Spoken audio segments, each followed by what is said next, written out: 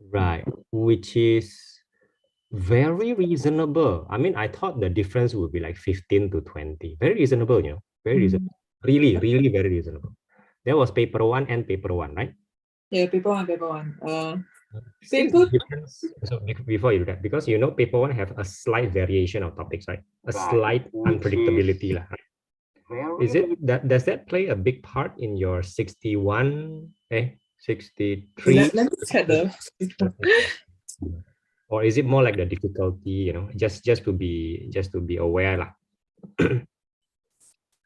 Let me check.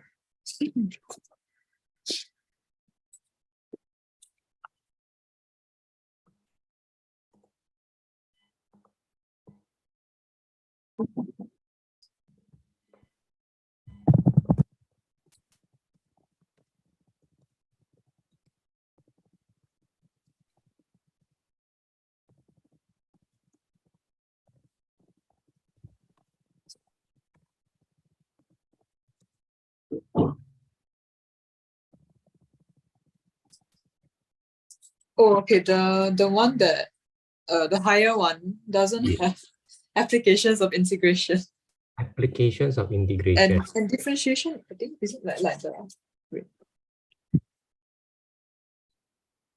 Wait, is it? I'm so confused.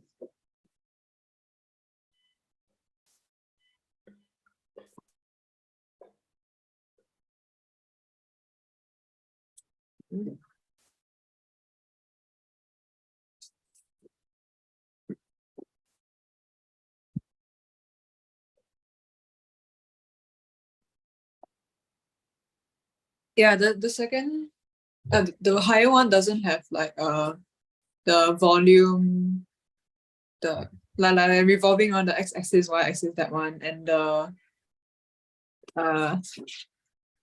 context-based differentiation. Right. You're saying that those two are still not very certain for you, lah. Not it. Okay, for the volume one is still a bit uncertain. The differentiation one, it depends because some of the figures they give can be a bit weird.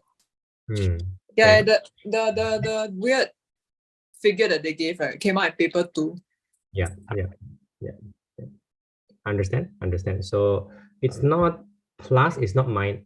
Me put it like on average lah. It's more like we should be seeing in between 75 and 63 lah, right? In between. Yeah, around there lah. I have a very clear suggestion, since I think you have enough stamina and energy. Yeah? From now on, you do the pure math separate from the statistics from now on. Yeah. Yeah, that means you do 140 marks and 60 marks separately.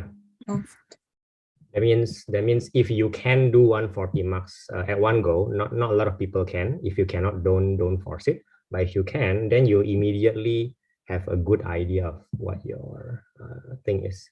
However, this recommendation is not a necessity. It's not a necessity. It's more like it's good to do if you can. If you I don't understand. so you just whack all the pure math at one go. For paper 2? Including the one, that means when you open the next paper, right? Okay, you can try this, like just try. It's okay. Just have a feel. So you just do all the pure math. That means you read all the pure math and you do all the pure math. Okay. That means you will have the same options of topic at one go, right? At one go lah. And then that's it. This is not a necessity. It is just something nice if we can do it. That means if you don't experience, a drop, because it's just too long. Right? Okay. If there's a drop, then simply no need to do it. Okay. Okay. Understand. So there's that paper 1 lah. Okay, that's paper 1. All right. What else is the update? What else is what? The update. I haven't done chem yet. Chem I'm doing tomorrow. Bio is supposed to be today, but I'm changing that to Saturday.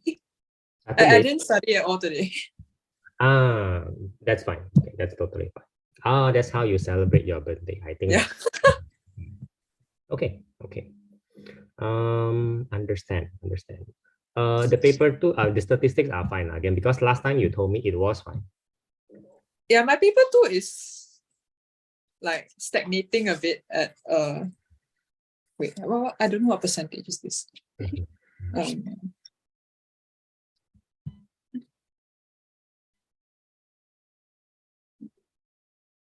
It's around high B also lah.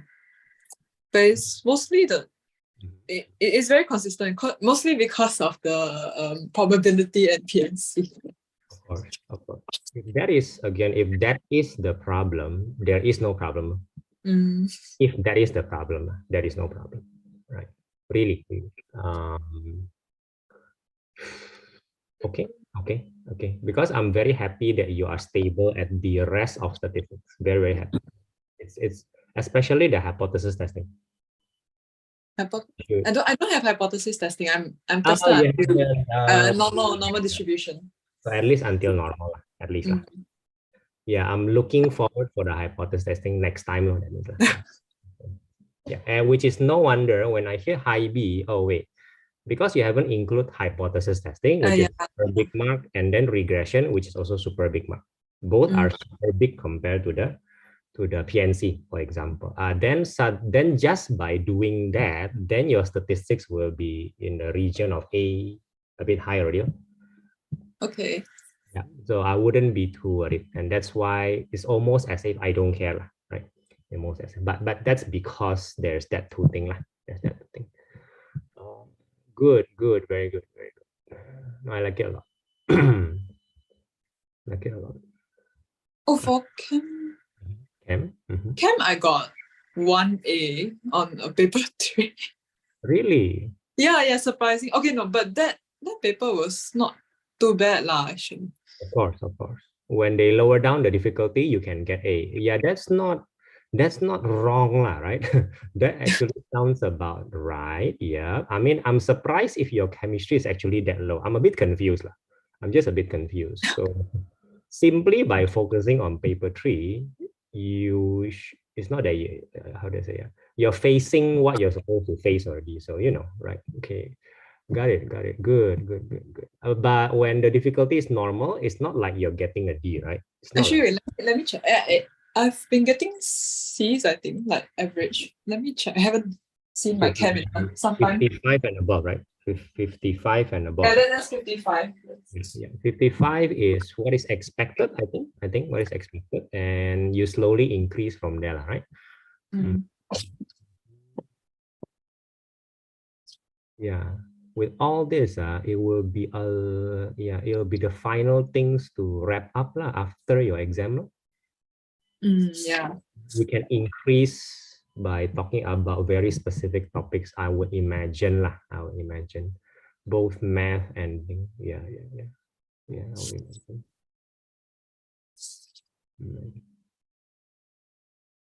Yeah, there's hardly any pressure after mid-year.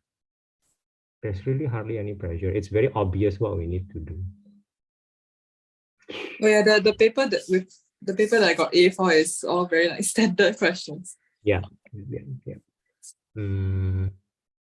And yeah, why not lah? Why not, right? Why not? Good. Any other updates for the subject? I mean, bio, I don't know the marks yet because I don't have the answer scheme. So you don't have the answer scheme. So what do you mean? Yeah, the school hasn't given it to us. Oh, right. And are you going to try? Do you feel the need to try the practice method using the answer key and everything? Yeah, that's what I'm planning to do. But you don't have the papers with answer key. You don't have. It's coming out next Thursday. Yeah, 1 week from now. We have time. Yeah, we can at least practice once or twice lah. Yeah, before holiday ends, which is nice, because once you know how to do it, It's easy to do lah. It's easy to do. Easy to practice. Good. Good. All good news. Good news. I went to a popular and I cannot find anything on A level. I'm very surprised. Oh It's yeah, yeah. It's very hard.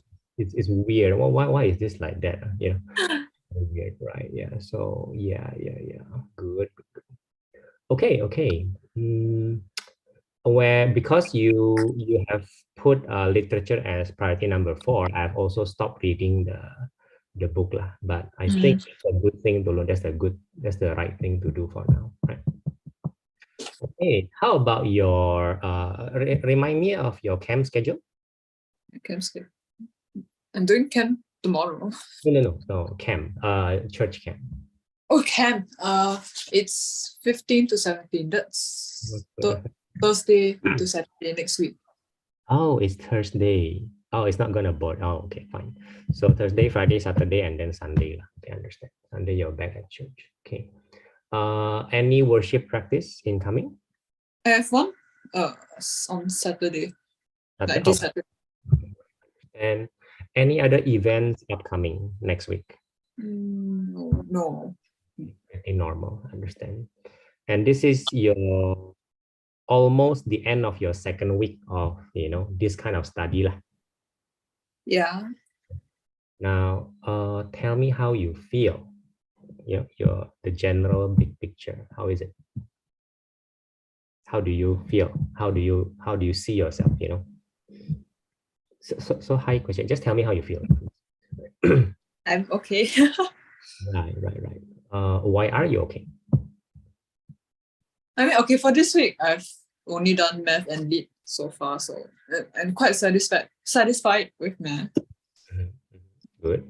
Nothing much to say. I'm just reading. But, yeah.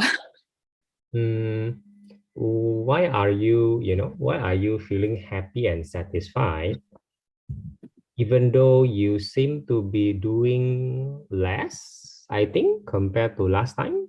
It feels like that, correct? Yeah, yes. Is it because you're slacking? Is it because you're taking it too easy? What's going on here? I mean, sometimes I do feel like that. And I feel a bit guilty, but then at the same time, I think it's important to rest also. I would think like that also. I definitely think like that, right? Is your rest getting, too out of hand so that you are being a bit lazy? Maybe, yeah. Yeah. Like my schedule hasn't been super fixed. Like I'm starting at 9 instead of 8, but at least I'm still getting the papers done before lunch and all that. I mean, for now I'm more into like look at the big picture, right? First of all, did you sleep well? And yeah. I did. That's only one. Are you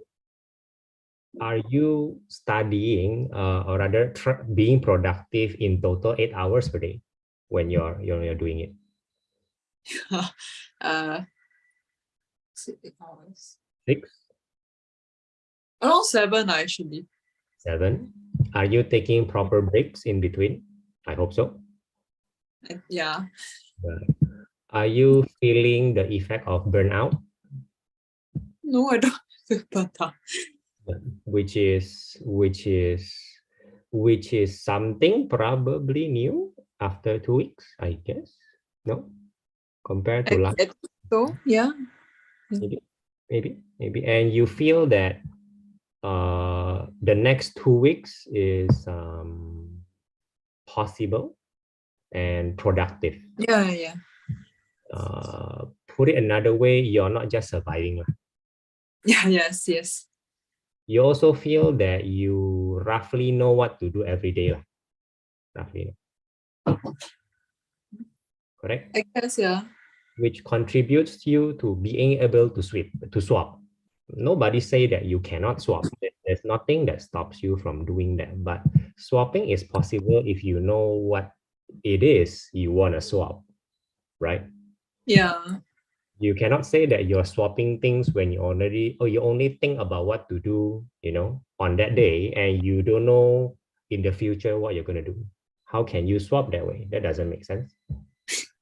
For example, hey, my birthday is on Thursday. I swap it to Saturday. Yeah, but that only means something if you know what you're supposed to do today and you know what you're supposed to do on Saturday. Then we swap lah. Okay lah, makes sense. What? So you're swapping lah, right? Yeah. So I hope this is already giving you an impression that you're already good at time management, right? You're already reasonably good at that, fine. But what to do on a particular day for A-level preparation is not a very difficult thing. I hope that is the thing that you feel is very I hope that you I don't know how to say that. I hope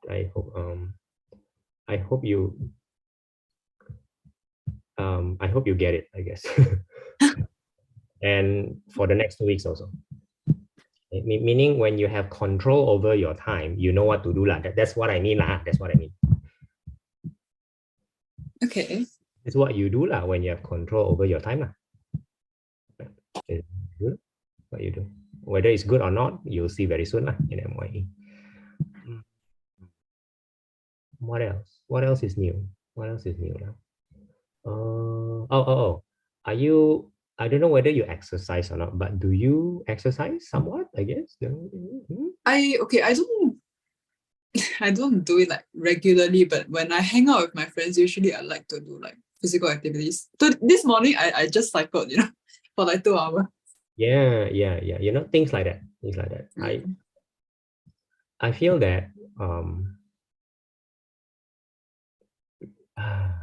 sometimes, I'm not sure whether it's true or not, but the depiction of student and scholars studying in South Korea, for example, right now is like it's really from morning to N1, study, right? Which does not have the best effect on their physical health, right? But young, so that effect can be hidden. It's there. It'll just show up later on, right? Later, maybe 10 years, 20 years down the road. But right now, you're young, so it doesn't show. But I feel that Singaporean students A-level only do that like 1 month before A-level. That kind of unhealthy lifestyle, right? They don't necessarily do that all year round. Definitely not now, definitely not, right? So what I'm trying to say is that I think you're already able to avoid having to do that near A-level already because that kind of effect is a burnout effect, right? Which is not good anyway, but to some of us, there is no other option. It's just that I feel it's very weird for a country student to have to do that for 1 year or 2 years. It's very weird for me. Right? That's the depiction and the feeling I get from South Korean education. It's weird that a scholar have to do that. It's weird. It's not terribly good, right? Or I'm not sure how to describe it. I'm not sure how to. Anyway, yeah. So not for your luxury, although it would be nice to be able to not cram for you, but I really feel that that's what you're doing is something productive and yet sustainable, right? Productive and sustainable. That's what I see. And trying to kind of like avoid a similar fate for your sister also really like trying, so that because she has a tendency to think that she has to do that and there are definitely alternatives right. Okay, right. Yeah, that's a lot of theory. Okay, so tell me more next week, and then tell me more next week, and then it's your mid-year already. During your mid-year, you reschedule your tuition to whenever and whatever. Okay, you just do that Okay. Oh yeah. Next week do we have lesson on Tuesday instead? because my camp is on Thursday. Correct. So you shouldn't be doing it on Thursday. Now let's talk about what we discussed lah. What discussed, right? So for example, today, what do you want us to discuss actually? I have some math questions. Good. On Sunday? Like, well, what we're doing on Sunday. Yeah. What do you think?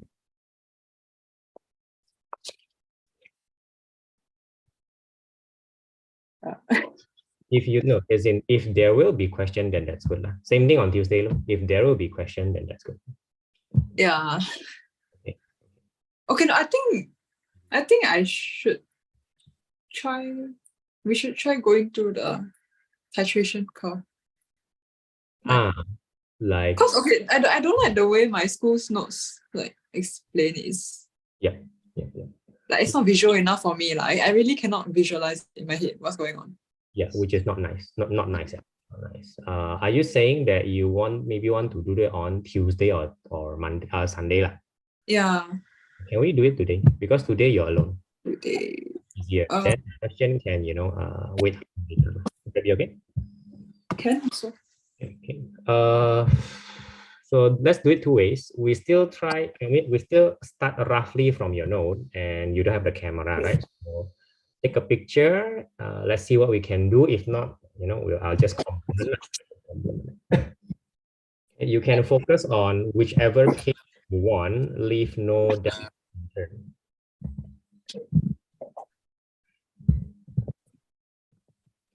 You are going to use the Jamboard. Oh.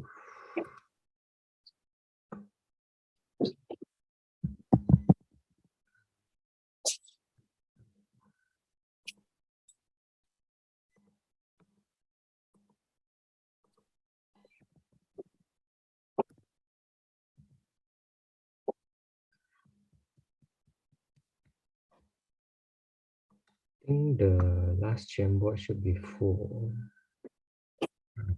Okay.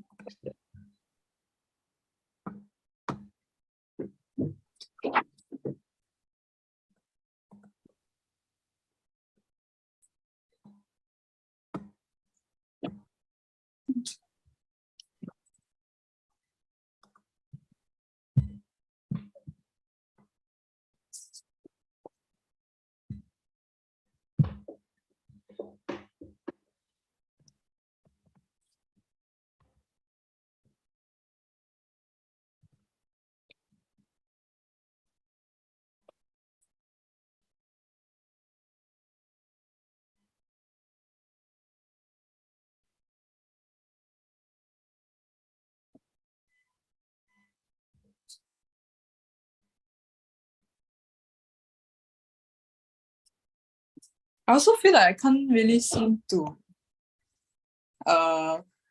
identify like buffer solutions. Show me what you mean. Show me the problem, I guess.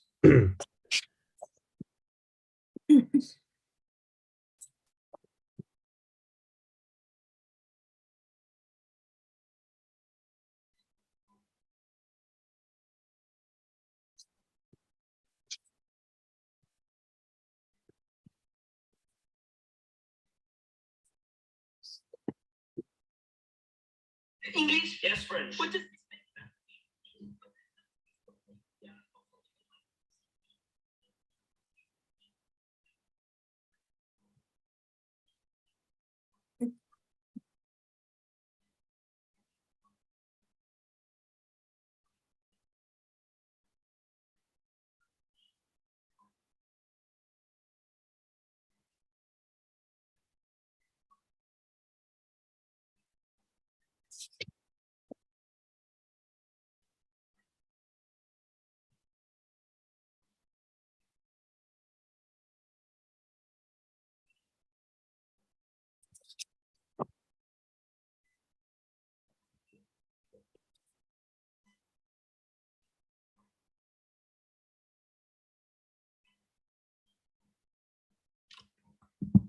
This is from your textbook. Yeah. Okay.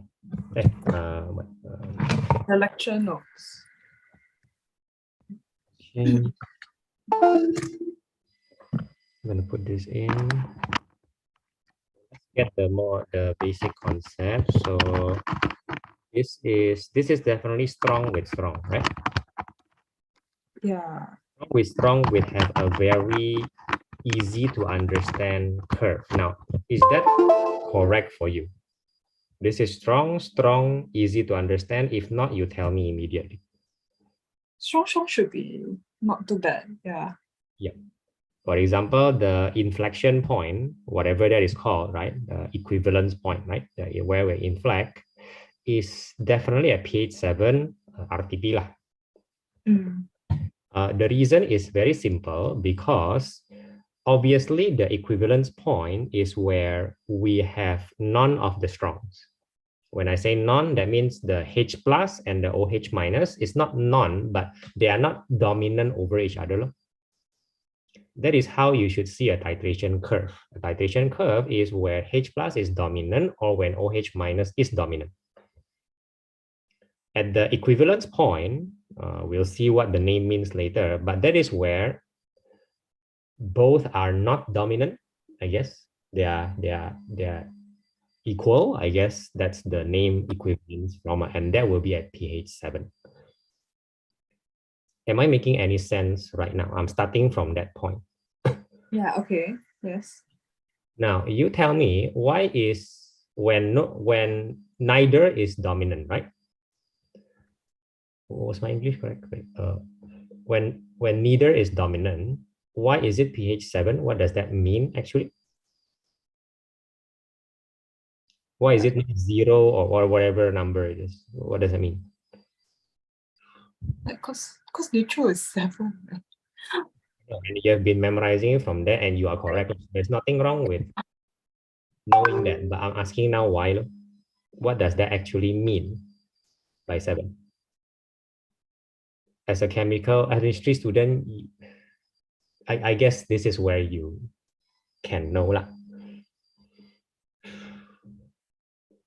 That the concentration of the H plus and the OH is like are both equal, and okay. some law of the universe or some design, that same concentration would be 10 to the power of minus 7. Not sure why that is true, but that is true, right? And 10 to the power of minus 7 means in the vast sea of water lah. In the vast sea of water, 10 to the power of minus 7 means 1770, right? 1 in 10 million of water molecule breaks, only 1 in 10 million breaks into exactly 1 H plus and 1 OH minus. No? 1 in 10 million does that, and immediately it will recombine. So that's not the right way lah. But I'm giving a shortcut imagination. So after it splits, immediately it recombines, and somewhere along the universe of water, another one splits and recombine again, and then another one split and recombine, such that at every given time, you will roughly find one split water in 10 million of the water molecules. That is what pH 7 means. Will this be okay? This will be what you call a pure water. Pure water. Now the dominants therefore do not come from the water. It does not come from the water. It comes from additional H plus or OH minus from outside source, which is definitely possible. Okay? Okay. So what does pH 1 mean? And what does pH, in this case, 13, is it? I don't know, 13 lah maybe. 13 means. You tell me.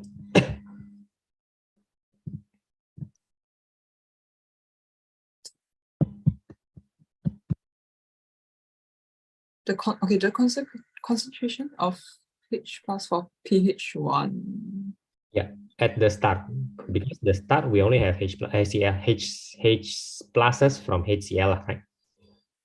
That will be the concentration, and that automatically means pH 1. Who cares that there is 1 in 10 million, right? Who cares? There's 1 in 10 million. If you suddenly have an influx of,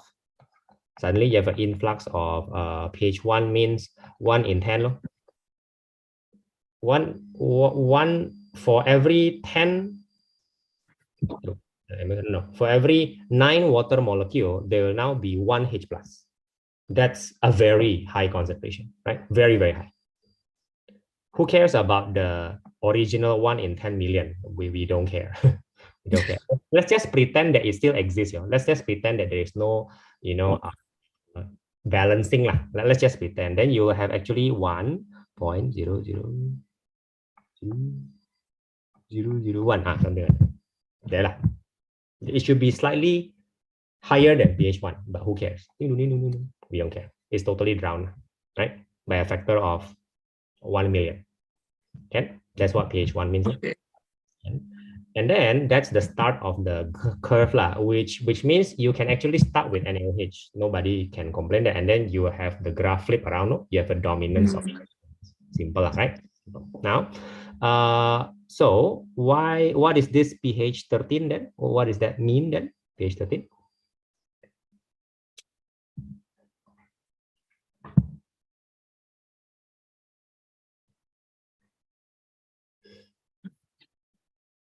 What does that mean?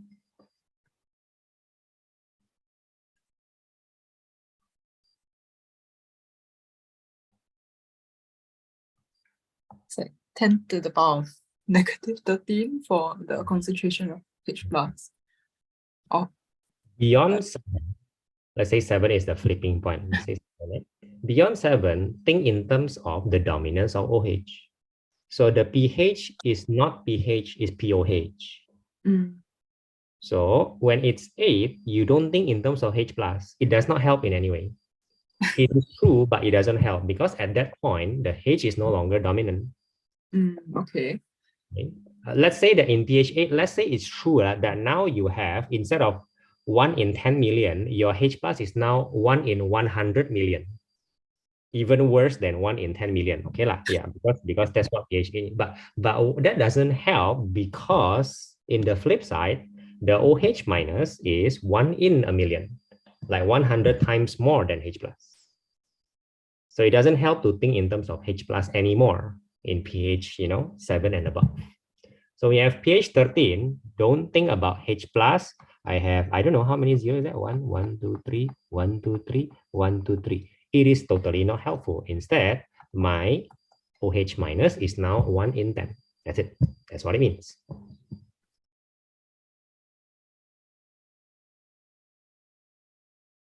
Okay. Now, all this seems new, isn't it? Right? So it seems new, except that you're asking for meaning, right? So why does it sound so foreign to you if you look at what's happening here? It's I start with HCl, a dominance of H plus, right? Of course, in O-level, they don't tell you what pH means roughly, but now they are. So I'm telling you what it means. See, a lot of H pluses in the water. And then by adding more and more, OH minus sources, you suddenly reduce the dominance of H plus. Because when H plus meets OH minus, they combine into water, they neutralize each other, correct or not? The neutralization process are already happening here. Just slowly reducing the H plus by a factor of 10, another 10, another 10, another 10, another 10, another 10. The last drop happens in very few drops because obviously, to drop it from, 110 to 100, you need many drops. Of course. Of course, man. One more time, I'm explaining the shape, right? So the drop from pH 1 to pH 2, look at pH 2. pH 2 is here. Look at that for a while. How many percent of the drop is being used to drop from 1 to 2? How many percent? Look at that. Actually, I never looked at it that way. But how many percent, roughly? Let's say this is, I don't know, this looks like 20, I don't know, 22, I guess. Maybe, 22 lah. Okay, so 22 over 25, how many percent is that?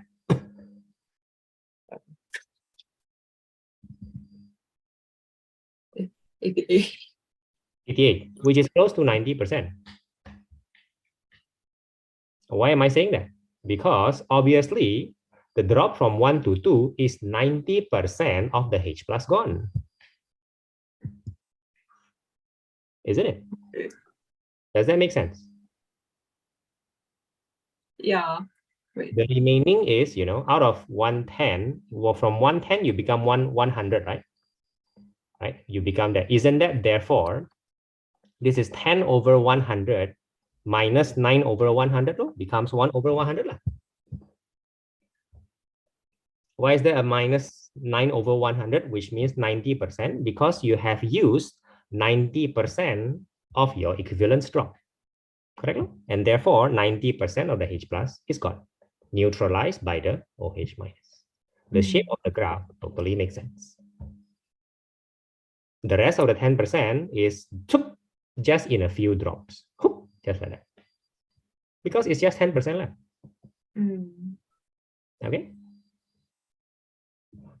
Okay. Defying pH 3 as rather strong is already pushing it, beyond pH 3, you're left with 0, you're left with 1%, you're left with 1%.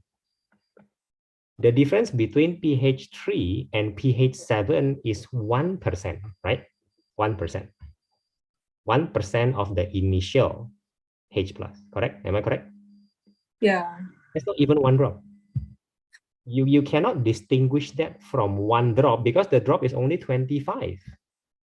If the drop is 100 from, from here to equivalence, then the last drop will carry you from 3 to 7.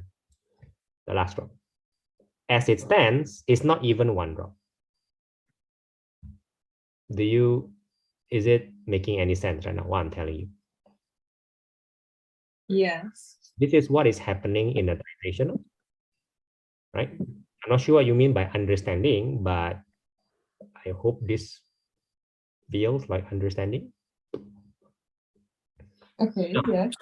The last drop will carry you from 3 to, let's say, 11. Let's just say that. That's the last drop. Let's just say that. Actually, it's only half a drop.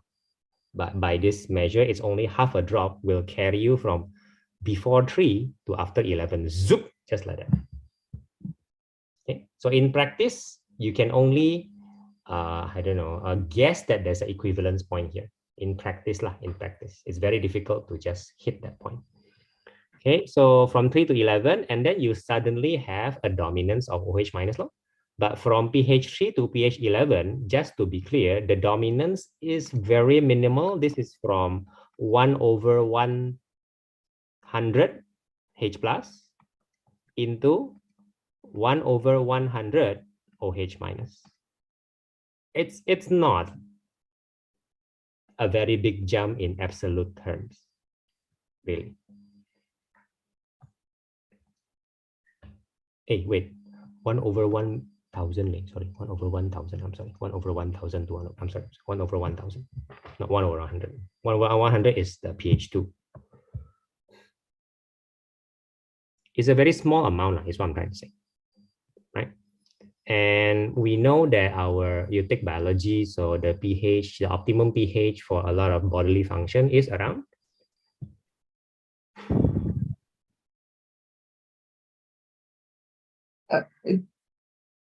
it depends on where it is. But like, is there anything like even approaching pH 3? Really? Shouldn't be. pH 3 will be like the stomach there. Which is not protein working. That's the acid working, right? I mean, will there be a protein working in the pH 1? I don't think so. Protein starts to work more when you enter the duodenum, right? And the acid is being neutralized, and then you have a gentler pH. Then the enzyme will start to work much more. Am I correct to say that? Yeah, maybe, no. Does that make sense? Wait, the where again? The duodenum, the small. I forgot. Okay. First, you will, neutralize the acid, make it less acidic, and then the enzyme can start to work. That's why the enzymes are mostly injected to starting the duodenum, the small intestine. No, that's not what you learn in biology. No, we are not talking about it. Okay, we learn know that for protein specifically, there's like two stages Mhm. of chemical digestion. Like in the stomach, they are broken down into like polypeptides, and then in the intestine, they're broken down even further into the amino acids. Oh, really? In the stomach, also enzyme also doing the job. Yeah. Oh, really? Oh, they are strong enzymes, isn't it? Very strong. Okay. Yeah, that's very strong. Really? Yes. I mean, I guess even inside the cells, there are specialized organelles which has very high pH, to kill stuff. I guess that makes sense. Okay. Anyway. So my point is, for human beings, usually we need gentler pH to work with. Usually, but of course, there are this extreme situation. So the gentler pH is swoop in one go, one blob, and then after that, slowly we're climbing into the dominance of OH minus, because we have now, so to speak, extra OHs compared to the remaining H here, H plus. The remaining H plus is all gone, is what we're trying to say. That will be the point of equivalence. If you're just talking about titration, just to be clear, you're supposed to stop here, correct? You're supposed to stop. Yeah. But you continue, why? Actually, I don't know. I don't know why you want to continue. Maybe just for fun, no? In this case, just to show you that if I add more OH minus, I get more OH minus. Yeah, lah. That's all what is happening. Beyond this point, that doesn't surprise us at all, right? Okay. And that will be what I think about this simple graph. If you don't understand this simple one, you won't be able to understand the strong weak or the weak strong one. Okay, so again, what don't you understand regarding this graph and this page? Leave nothing unturned.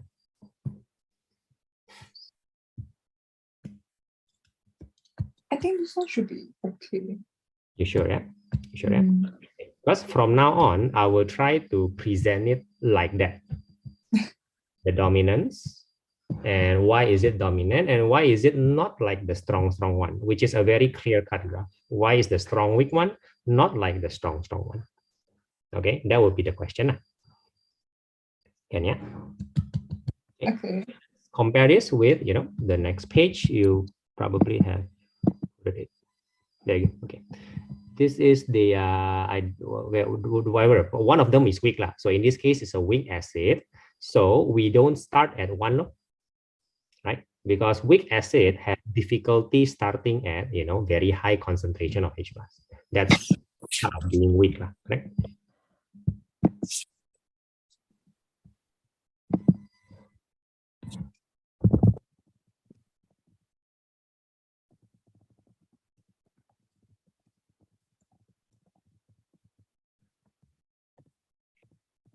So immediately in this graph, you should not be surprised about the starting pH and the ending pH. We'll see that first. Is this okay or not? Is this okay? We are not surprised by that. Okay, not surprised. Not surprised. Okay, never mind the shape of the graph. Of course, we have to understand it. But starting at 3 poses no confusion, and ending at 13 also is not confusing at all. Right? That's the easy part. In fact, I will start every graph like that one because I know that's the easiest point to think about. I'll always start like that. Can you? Yeah. We'll talk about the buffering here because buffering only happens here and not here. This is when you should understand that is my buffering range. There is a buffering range, and whatever this MBC means, it all happens here, not here. Not here. Okay. Before we understand this part, let's just understand this part first. Do you know why this is no longer 7? Are you very certain about the reason?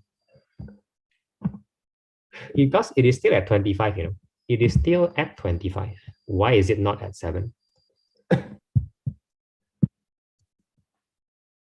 you have an idea or?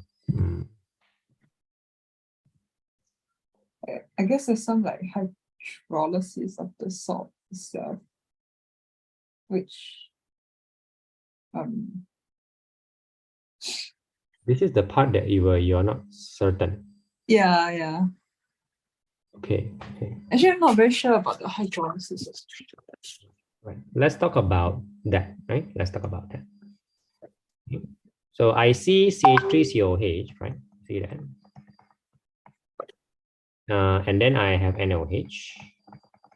Okay. NOH will immediately become that. And that is not the behavior of CH3COH, right? The behavior of CH3COH is, back and forth. This is solid, right? It's a solid. It's a solid.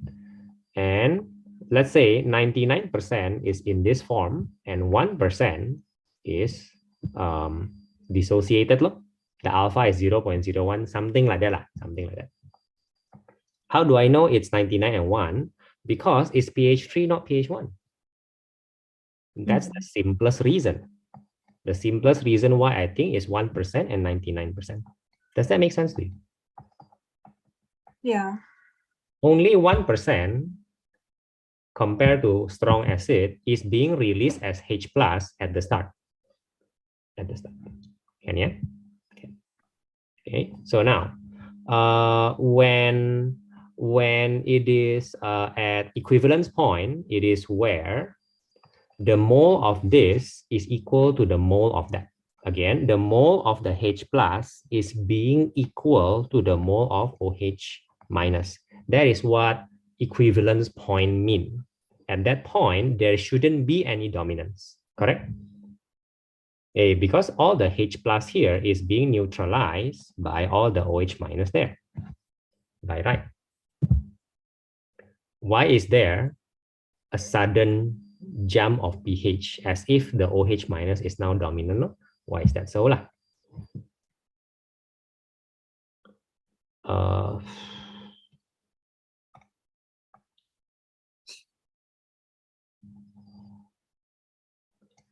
It is because of oh yeah, I need a drink. Sorry. Let me drink. Let me drink.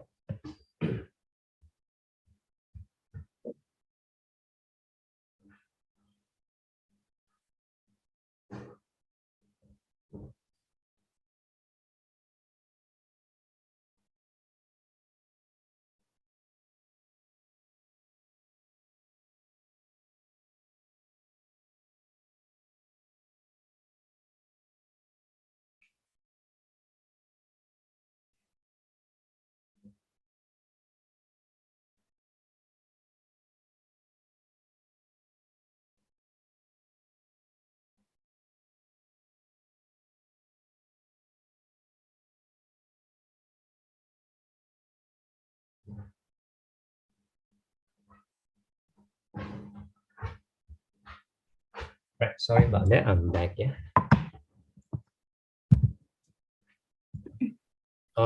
So what happened? Okay, there you go.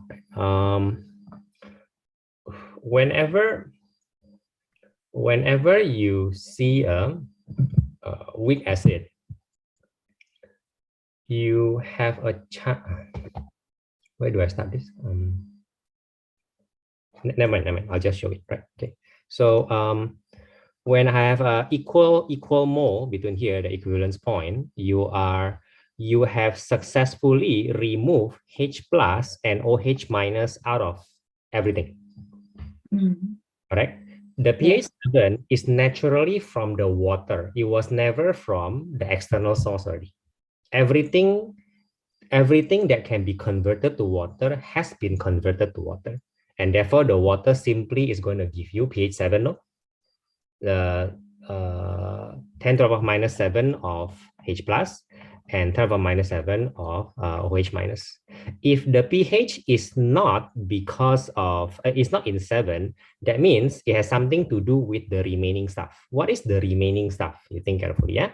The remaining stuff is Na plus, which as far as we know, cannot affect the pH in any way. Okay, so I'm going to ignore that for now. See, I'm erasing the OH minus, the Na plus, and the H plus. I'm erasing it. Right? I'm erasing it. Okay. So what is left is this guy. This guy.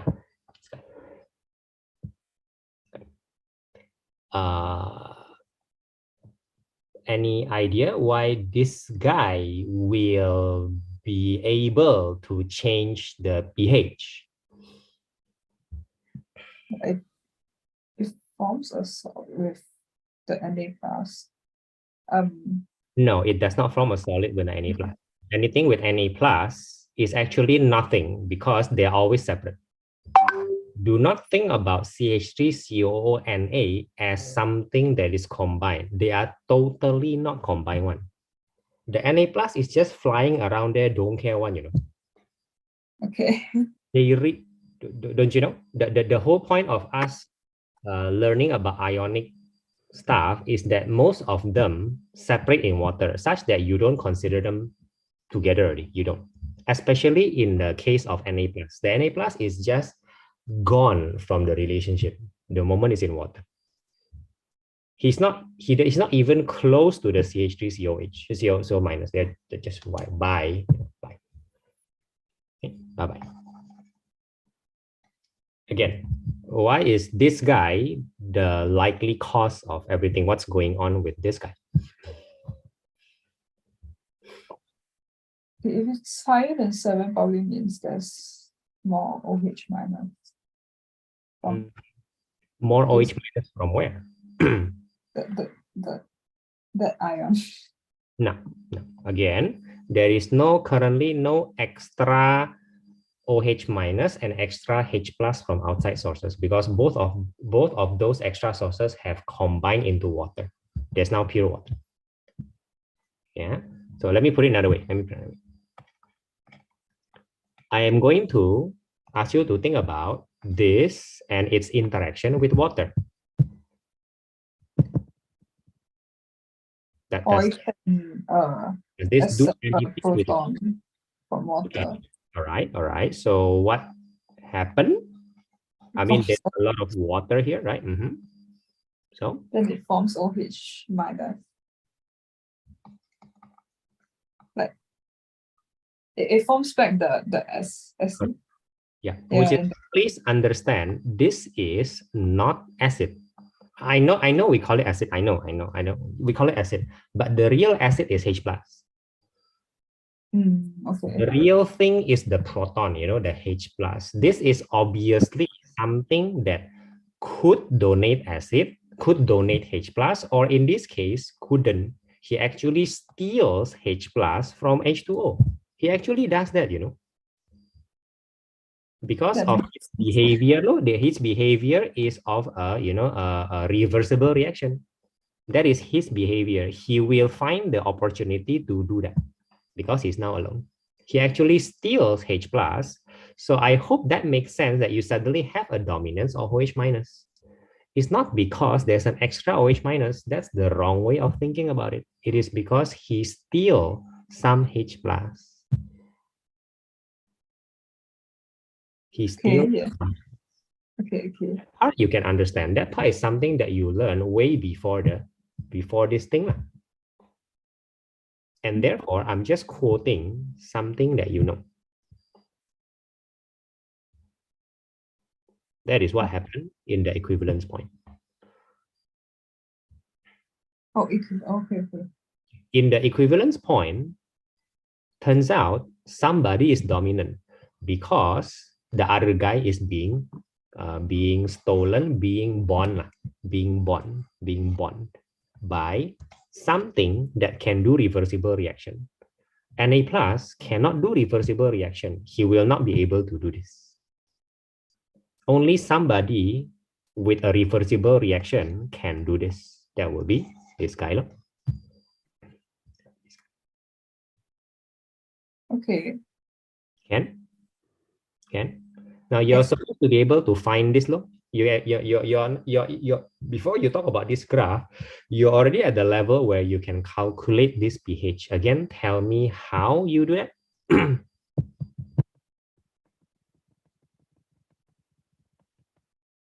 I think they expect you to be able to do this. Yeah. How do we do that?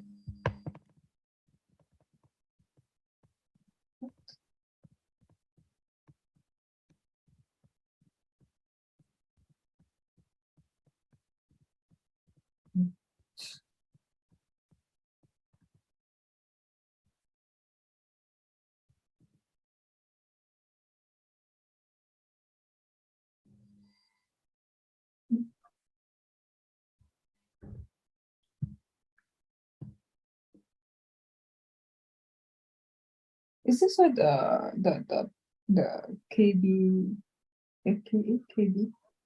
I would probably consider Ka because I mean we still consider this the doing of the acid, right? I would probably still consider the Ka. Like the starting pH will involve Ka, right? Will involve Ka because we need it.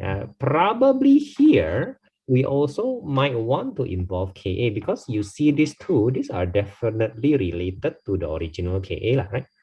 Definitely.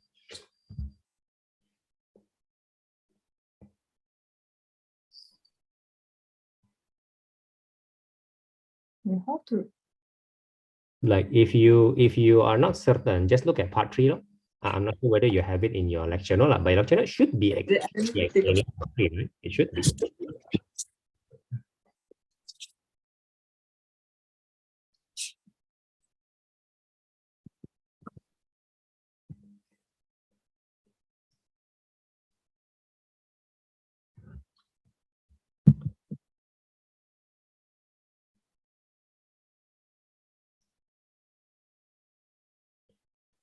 Oh, so okay, so I'm not sure what your note is saying, but it should be saying something that you understand. Should be. This part is not difficult. actually they use KB. Show me. Sorry, I confused you. Right? So the KB is actually for this equation, is it? Are you showing me something? No. Can you show me something?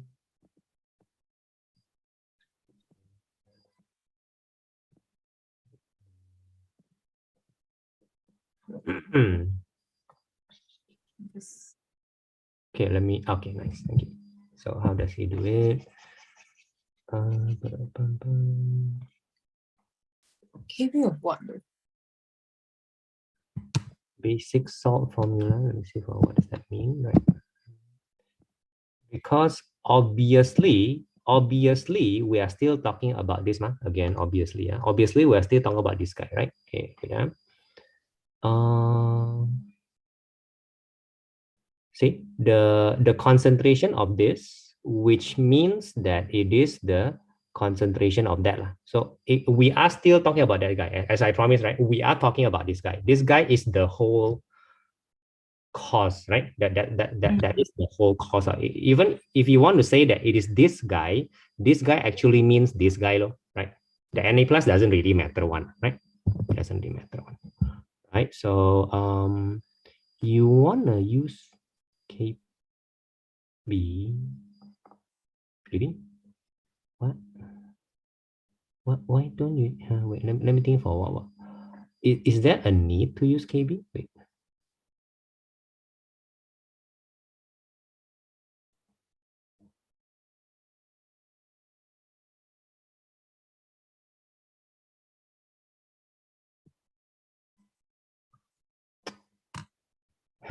Your note.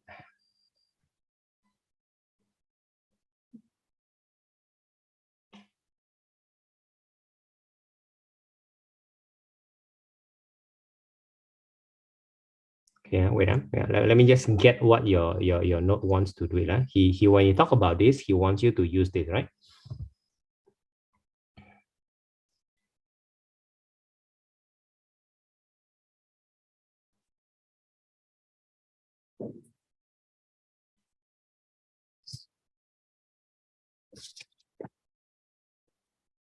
How would I do it?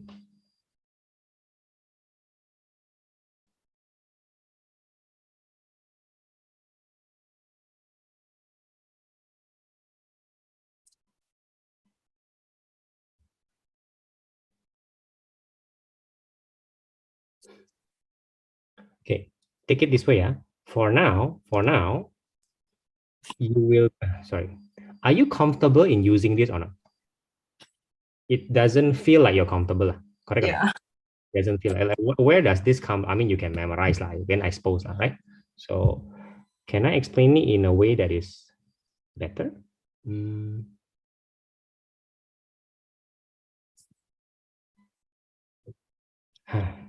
Let me think of it for a while. I promise if there is something better than this, I will give it to you. Better means you can accept, yeah? Not that it's really okay? Not that it's really better, right?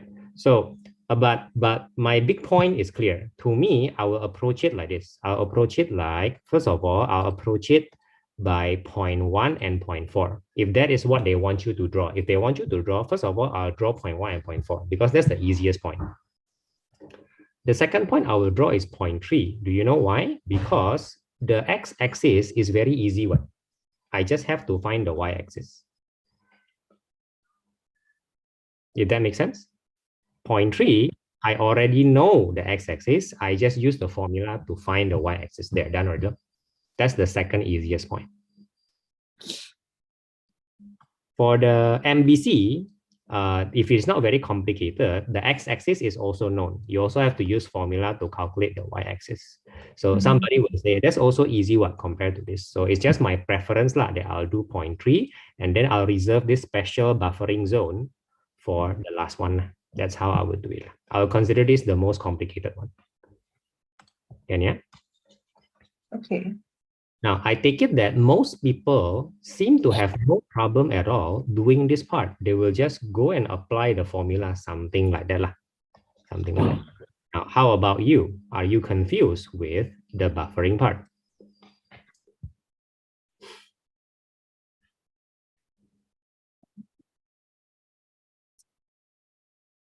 Is it that you don't feel comfortable applying the formula? Or is it that you are comfortable, but you just don't know what's going on there? Or is it that even if you can apply the formula, you still cannot do the exam questions? What's the problem here?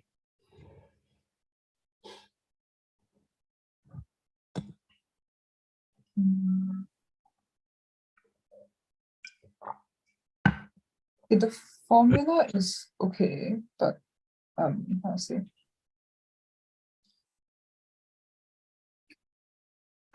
I think it's because I can't really visualize what is going on. So like when I'm calculating, it feels like how to say?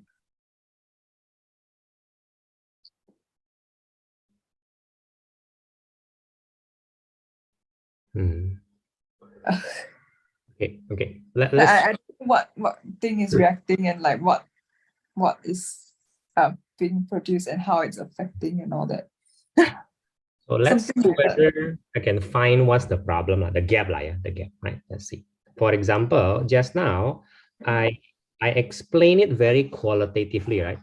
Before applying the formula, right? The formula is a very precise thing, right? But I really try my best to explain what is going on again qualitatively. I feel that that's something that you have to understand first. Right? For example, I really emphasize on the fact that this is the guy who causes the equivalence point to be above 7. This is the guy. And if you don't understand how this guy works, the formula will stay formula, something like that. Yeah. Now in the buffering, something else, something related, but it's something slightly different is happening. So let me try to explain what's happening in a buffering situation. See whether we have the same understanding or not. Okay, can you? Now, the buffering situation is, to me, extremely simple. It's extremely simple. It goes something like this. First of all, the buffering situation goes like this. If this is strong, I'm going to compare it with the strong one. That's the best way to achieve some understanding. The strong one goes like, remember, it's 1 to 2 and then a sharp jump, zoop, something like that. Yeah. This is totally hostile to most living beings. Totally hostile. I mean, even our own esophagus, what do you call the pipe that goes from mouth to stomach? Esophagus. No, esophagus is the breathing one, correct? Oh, that's the breathing one is the trachea.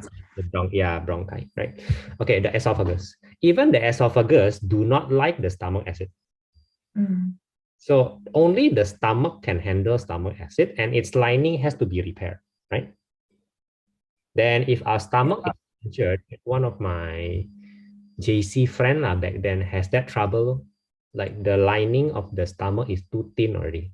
Very frequently, he will have to be in a hospital because the basically the acid of the stomach basically leaks out, and therefore that is very damaging to everything else out there.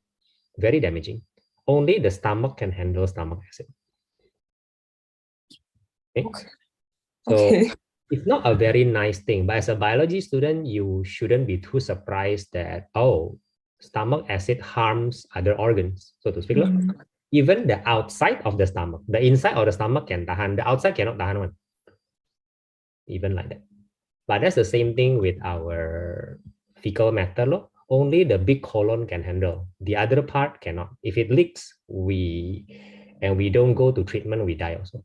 Same thing like that. So our organs are great, are very specialized that way. Now, with that in mind, we should appreciate the fact that pH 1 to pH 2, not a lot of things can tahan. Not a lot of living thing can tahan. Okay, that's our strong acid law. Now, when we start with weak acid, obviously our pH already dropped, which is a good thing, for the living being. The second thing that a buffering do is very good. The buffering kind of maintain a certain range of pH, which is in this case from, it is around 5, isn't it? It's around 4.5 to 5.5, correct? Which, as far as I can tell, is very ideal for a living being.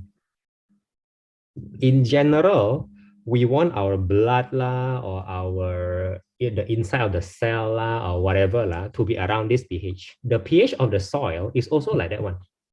That means it's also friendly to plants, for example. It's also friendly to the microbe in the soil.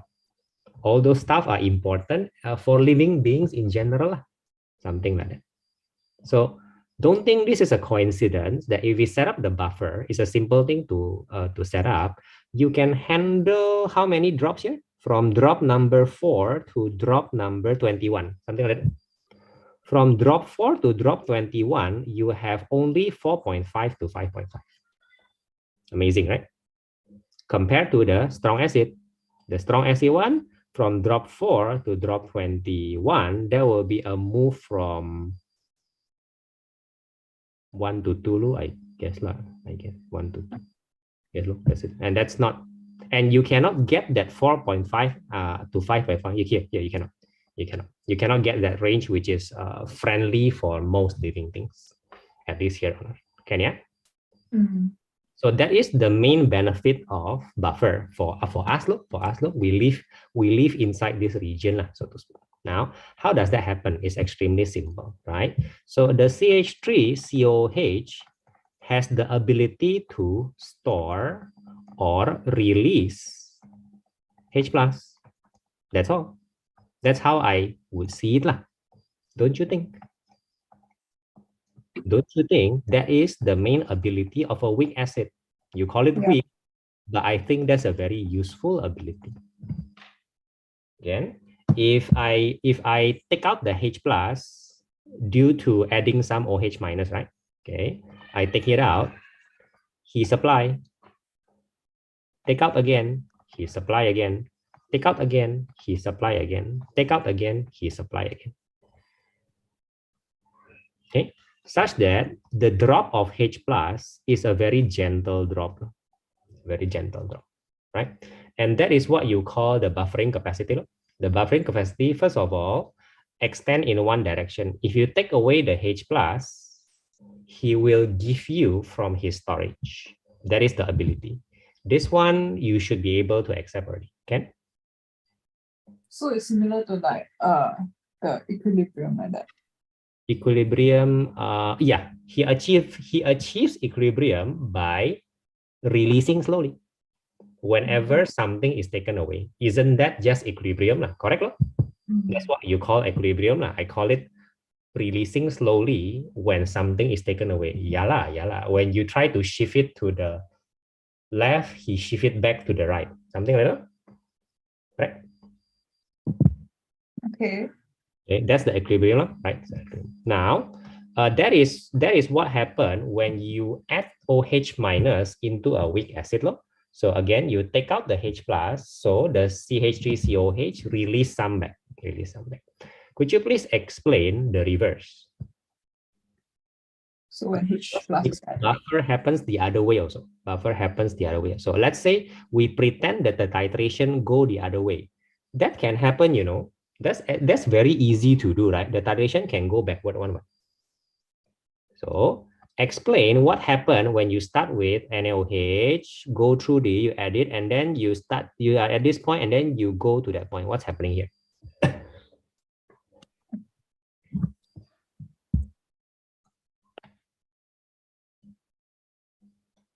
So this one will become this one. And then Yeah, you current. that means wait.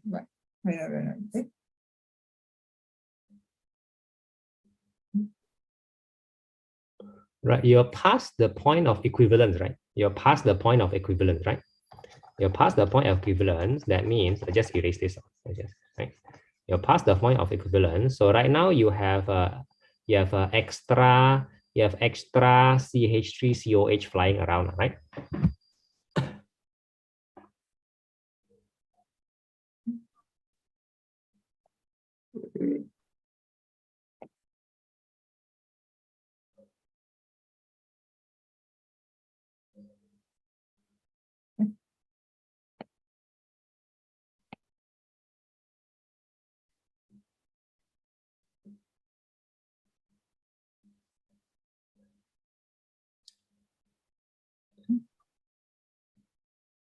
As you go backward, you will be adding more and more CH3COH. That's what you're doing, right?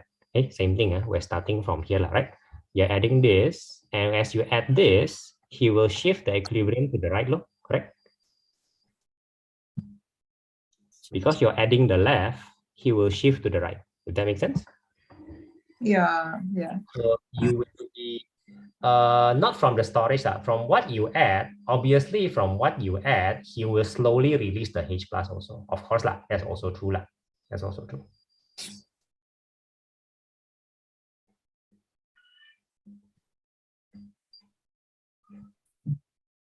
Just now, it's more like I take this out, I release. I take this, I release. The other side is I add this, so I release also, something like that. I hope that makes some sense. No, I have to make the distinction. So right. So from going from left to right, you tell me, because I take this out. So I release more. How come my pH still increase? That means what I take out, what is released is slightly less than what I take out. Correct or not? That's why the pH is increasing. That means my H plus dominance is dropping. I take out, I release slightly less. I take out again, I release slightly less. Why am I releasing slightly less than what is being taken out?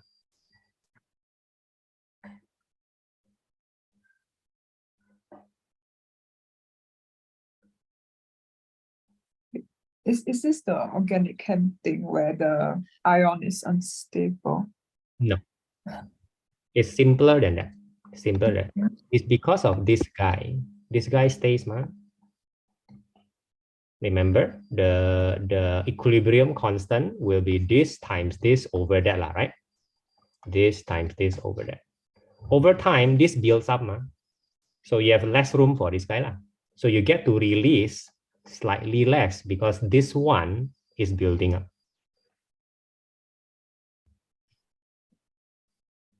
Am I making any sense here? Am I making any sense here? So this thing, right?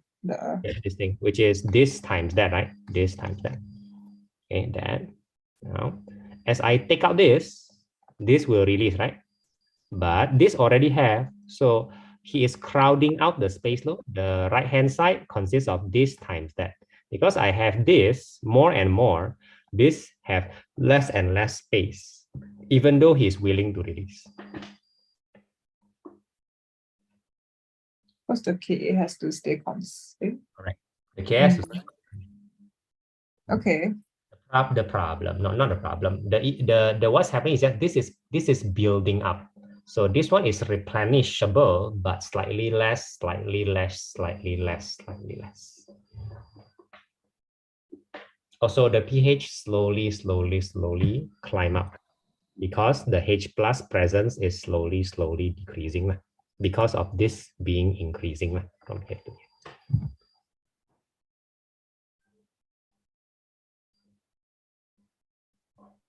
Would that be okay?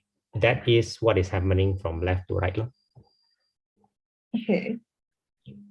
As for the maximum buffering capacity, first of all, let's understand buffering first. Buffering is simply the ability to absorb H plus or OH minus. Really, as it goes in, it is immediately absorbed without causing too much change in pH. For example, see, this guy absorbed the incoming OH minus, right? Even a strong acid can do that. What a strong acid cannot do is do the release, the replenishment. So even as this is absorbed, I release a bit more to counter that effect. That is the buffering. That is buffering in action. That's all. I can absorb the OH minus coming in without losing too much pH. In this region, not in the region of 1 to 2, because to be fair, the strong acid does that in the region 1 to 2. You're not losing too many pH. By that's from pH 1 to 2. From pH 1 to 2, there is actually a very big change. It just doesn't show. Whereas from pH 3 to pH 4, there is a much more minute change, if that makes sense. So that is buffering in action. That's what they mean by buffering. I absorb incoming stuff without losing too much pH. The reverse is also true. Okay. So therefore, lastly, what is MBC? MBC is just so simple. MBC is a point where you can do left and right equally. You can absorb H plus and absorb OH equally. At this point, you can absorb a lot of OH minus, but you cannot absorb H pluses, so to speak. Just adding a few more H pluses will cause your pH to suddenly drop. You don't have a buffering ability at both directions. You only have it at one direction. Does that make some sense here? Yeah. You don't call that MBC law just by the definition only. But but I can absorb more OH minus from here than from the MBC. You are right. But we don't call this MBC law.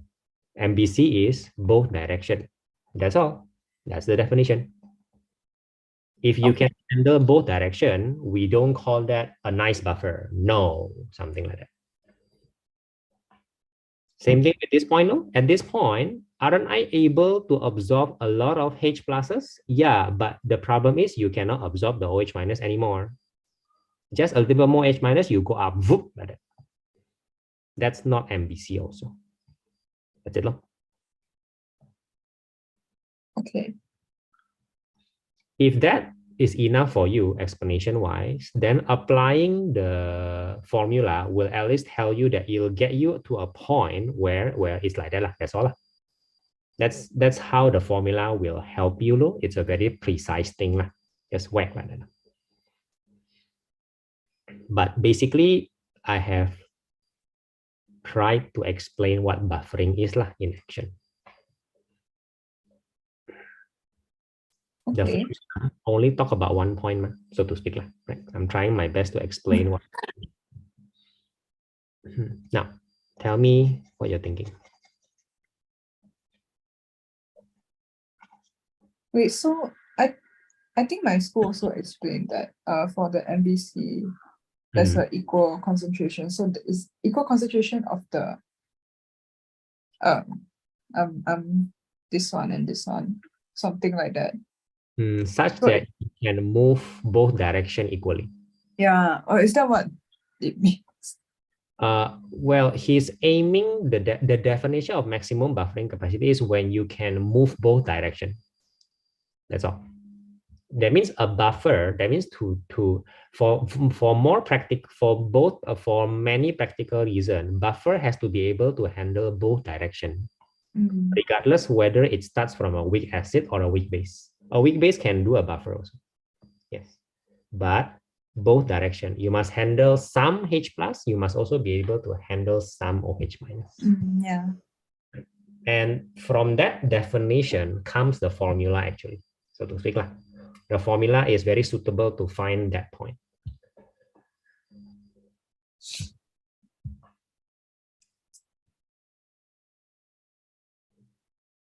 Maybe how I explain it is not how you first hear it in class. Yeah, it's different.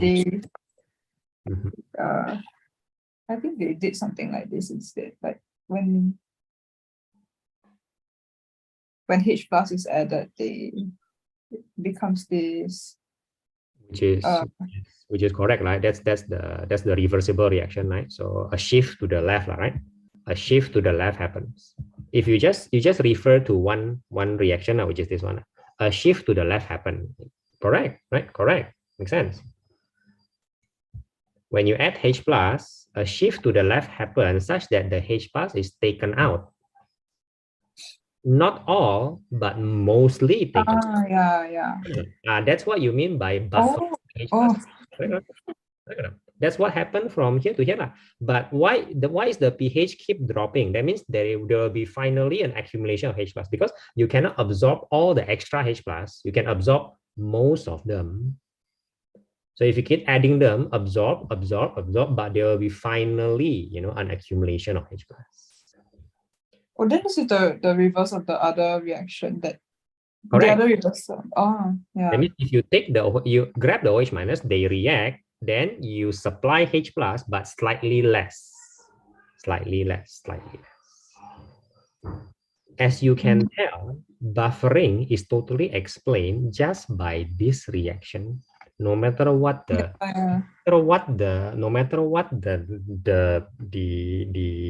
formula or the explanation say, it's just this reaction. Really, that's all. That is really it. A buffer does not need the base. It does not need the base at all. The weak acid equation is the buffer equation. That's it. What? The base is there to add the OH, which is then you do the buffer action where at this reaction. That's all. As I promised, this is something that you already know. It's not something. The formula might be new, right? Because we're trying to be precise here. Maybe that's the missing gap. Maybe. Yeah, I find that for this topic, it's very hard to link the different concepts together. Or maybe it's because the school didn't do that in the first place. Maybe. But I promise you, this is the buffer. This is the buffer. Only he can do the buffering anyway. Who else can do this kind of shifting except for a reversible reaction? Who else can do that? If I am correct, then this same concept will apply to strong acid weak base. And the buffering will be here, and the buffering action will be exclusively done by the weak base. Must be lah. Shall we see? Shall we check? Let's see whether the same understanding can immediately apply. For the strong acid.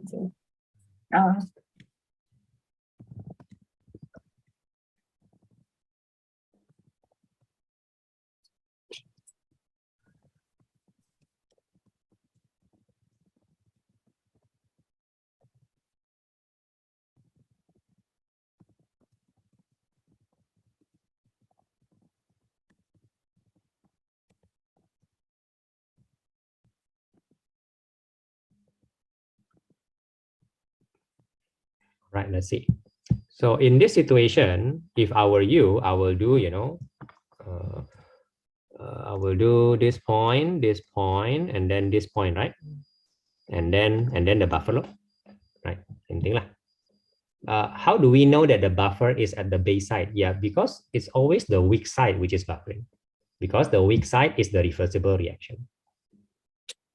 Actually, being weak is a superpower because you can do reversible stuff.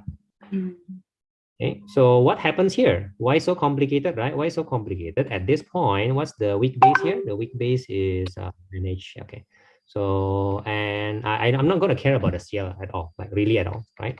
So this is a O level writing. Maybe A level you have more fancy way of writing this, right? So, correct, something like that lah. This will be the KB lah, basically lah. This is the KB reaction lah, right? Something like that. Is that how you write it in A level? Maybe it's something fancier than this. No? I think so. Yeah. Okay. Then what happens in the buffering zone, right? If you add more acid, right? If you add more, if you go from here to here, you'll be adding more acid. What happens when you add more acid? This one is taken away. You give OH minus from your reserve, but slightly less buffering.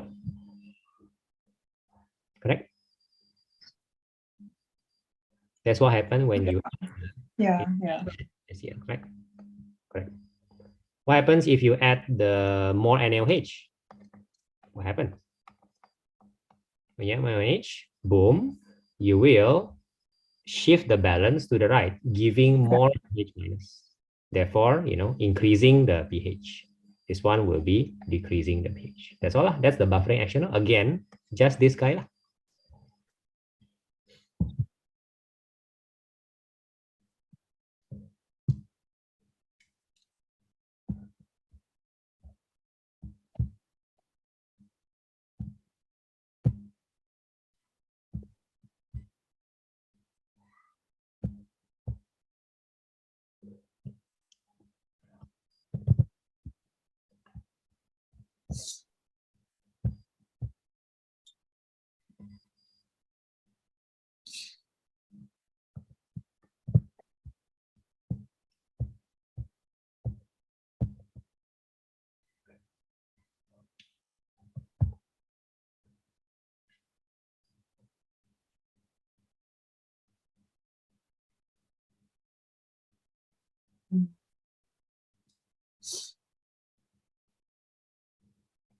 What's the hydrolysis reaction for this?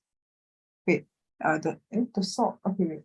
Wait, this is not exactly true. This is not what you do. You don't add OH minus, you add NH4OH. Just to be clear, you don't add OH minus. The OH minus source is NH4OH. Just to be clear, correct? Yeah, that's why I'm trying, because this is the way the school taught us to write it down. So I'm trying to make sense. Yeah. Yeah. That's why it's a bit counterintuitive. The source map. What are you talking about? What school? Okay, fine. I'm sorry. The source doesn't have to be NH4OH. Sorry. A buffer will work with any sources of OH minus. I'm so sorry. Your school is better. I'm so sorry. Of course, that's correct. Right? Even though the buffer action is made of NH4OH, doesn't mean that you can only add that. You can add OH minus from any source. That's fine. That's fair. That's a fair comment. That's a fair comment. It's just that I wish that you add the OH minus here, something like that, and then you'll shift it to the left. That makes more sense, kind of. Right? That's probably how I think about it. This OH minus already exists here, then adding OH minus will be adding it here, so to speak, and then shifting it to the left. That seems to make more sense to me. Yeah. Right. So like if you give him OH minus, he will store it for you. Buffering.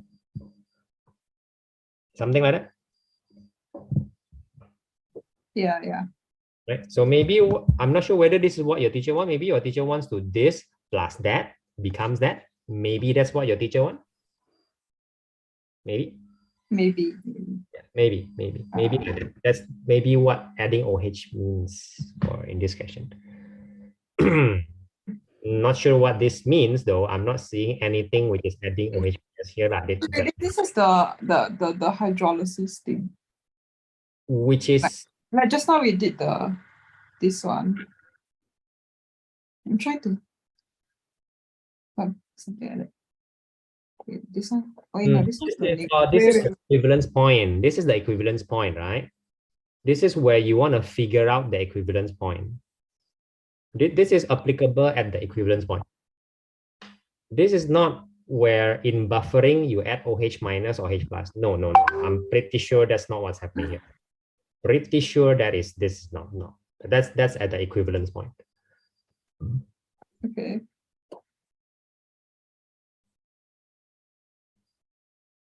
Again, I might be wrong, because I'm not too familiar with how your teacher say it, but at least what I'm saying makes sense first. Maybe then you start from what makes sense, and then you see how your teacher say it. Maybe it'll make sense, right?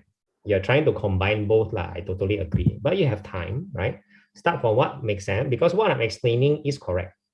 It's correct. It's just whether it will help you make sense what your teacher is saying, right? Let's talk about the equivalence point. Remember, in the equivalence point, it's very simple, right? All the OHs from NH4 is gone, right? That's what it means, right? All the H plus from HCl is gone. There, that's what it means. They have all combined into pure water. And the Cl minus, you just can ignore its existence. Really, just ignore it, man. The only thing you have to worry or think about is this guy. When you only have this guy and water, what happened? The water hydrolyzed into? This is when the water will accept the proton. No, really. Release the OH minus. Release the OH minus. Release the OH minus. And leave proton, which is why the pH at the equivalence point drops. This guy steals OH minus. If he is the only guy left, he will certainly steal.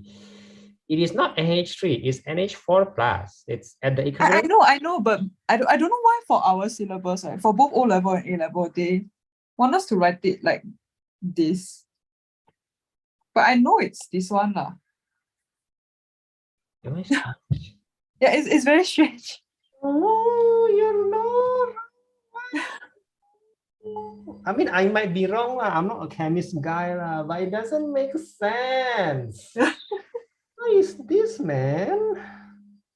Okay, what does he want you to write?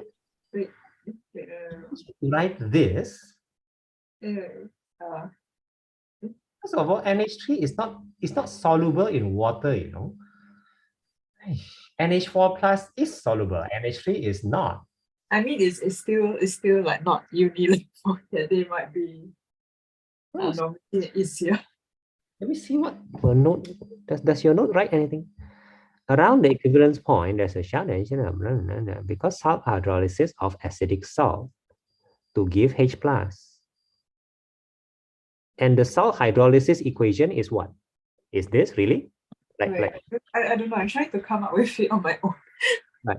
Try to look at your note first. The salt hydrolysis should, for them, it should start with this. It should start with NH4Cl because frankly speaking, that is what is there, right? You start from there, what? And the salt hydrolysis equation should not be covered here. It should be covered earlier, in the earlier parts of the. Yeah, it is. Okay, where is it? Check it out. Just check it out for now. Check it out. That's what I meant to write. NH3 and NH4 plus is not the same. NH3 is a donor acceptor. It's a proton acceptor. NH4 plus is a proton donator. They're very different. One is an acid and one is a base. Basically, they're not the same. Cannot. Yeah, this is what I meant to write. I'm so sorry. I was trying to come up with this on the spot. Yeah lah, correct wa, correct wa. What I'm writing is correct lah. Yeah. It's just Yeah, I presented. mean, the difference is here lah. Fair. The difference is here. Fine. The difference is Yeah. here. Fine. That's fine. There's a very big preference in writing this. That might be more correct in reality, but the starting point is the same. No? See my point? The starting point, you don't care about the CR minus at all. It's only this guy who is causing everything. And this is just a variation of the KB reaction, the same reaction of the, what do you call it, the weak base lah. This is just a variation of it. Really, it's just. Yeah, I can see that now. Although writing it this way is a very appropriate thing, right? Because one more time, this is what is left. This is what is abundant. So voila, it makes sense. We don't write it this way. Totally makes sense. Totally makes sense. Good. You're making some sense, right? You are making sense. This is all in the quality side, right? The qualitative side, the understanding side, the formula can slot in lah. Yeah, I think I would be more comfortable if I knew what was going on. And this is 1, 2, 3 lah. And then later on, if you really want to, you can look at the weak base and weak acid. You know, the two tails are going to be the same, and the equivalence point is very likely at 7 lah. Very likely. Because both will happen lah. The effect will happen, this effect will happen, and the other guy effect will also happen, and they kind of like just balance out each other lah. Also, okay, wait, the weak acid, weak base one is like. Okay, if you could just show me. Yeah, I can just take a picture. Just take easier. Just take a picture.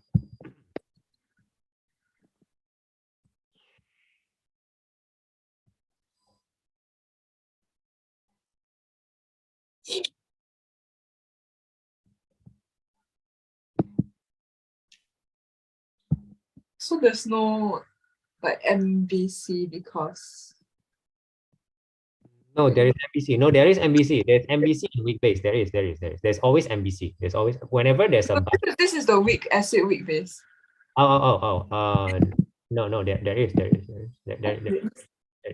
MBC. I mean, there is in both sides of the things lah. Both sides. Okay, again, first thing first, right? The easiest thing to understand. This is mono basic and mono acid, right? Mono basic, mono weak, and mono. The point is mono lah. With mono, then the equivalence point will again be at 7.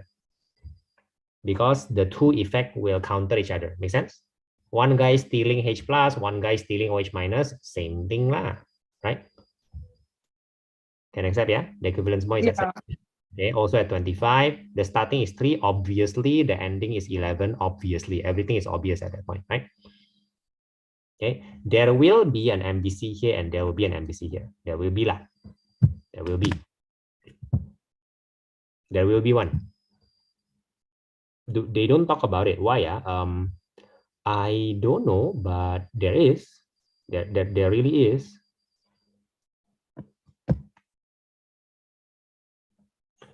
What exists here is an extra. So you have your extra CH3COOH, right? You have extra of this. You have quite a lot of that, right? Yes. And this one will naturally do this, right?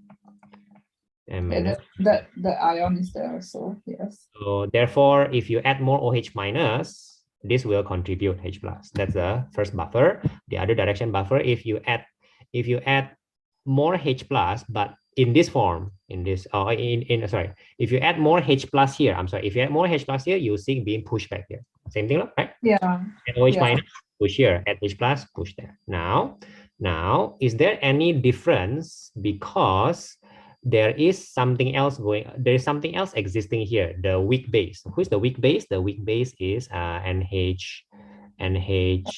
Originally, it is NH4 plus OH, right, minus, right? At the equivalence point, this is all gone, correct?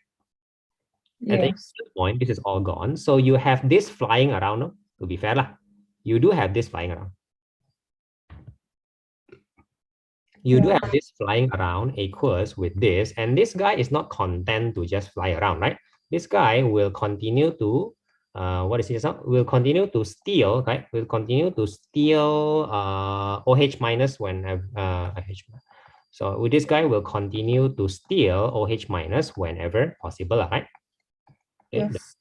which is NH3, and this is how you would prefer to do so. Now, will this have any effect to the buffering ability of this one right now? Because we're talking about condition 2. I mean, I'm not sure. The relationship is more complicated, and I don't think you know how to calculate this, nor do I think it's in the syllabus. I also don't know. I also don't know. At the bottom there, they wrote no calculation. They're connected. But I see no reason. Is there a particular I have no idea. I have no idea. But this looks buffering enough to me. Why? Because again, buffering, the definition of buffering is I can handle a big change represented by a lot of drifts lah. And I only change in a very narrow range of pH. This is less narrow than the original weak strong, but still quite narrow. It's just that the relationship becomes complicated. That's all. I think a qualitative understanding is possible here, but maybe a formula one cannot. Maybe. Yeah, I'm not sure. I'm not the best chemist here. It looks a bit buffering to me. Based on that definition, handle a lot of drip, pH don't change a lot.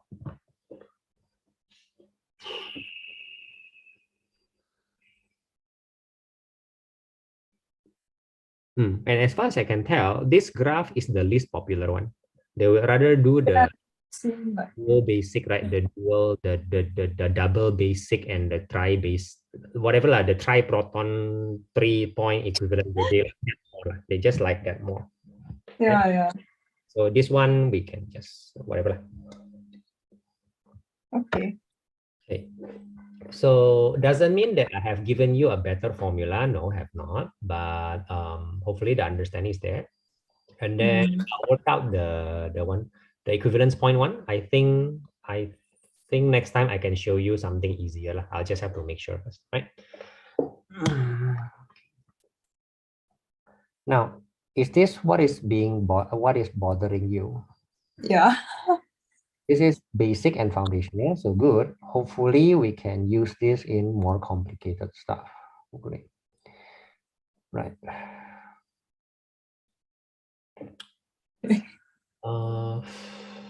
Yeah, I guess we can talk about the math questions on Sunday, right? Yeah. Yes. Yeah. Good. Okay. Anything else about today? Do you want to talk about the double point? We have time here. Double point, triple point. The double. I think I want to try to figure it out myself first. Okay. Please do so.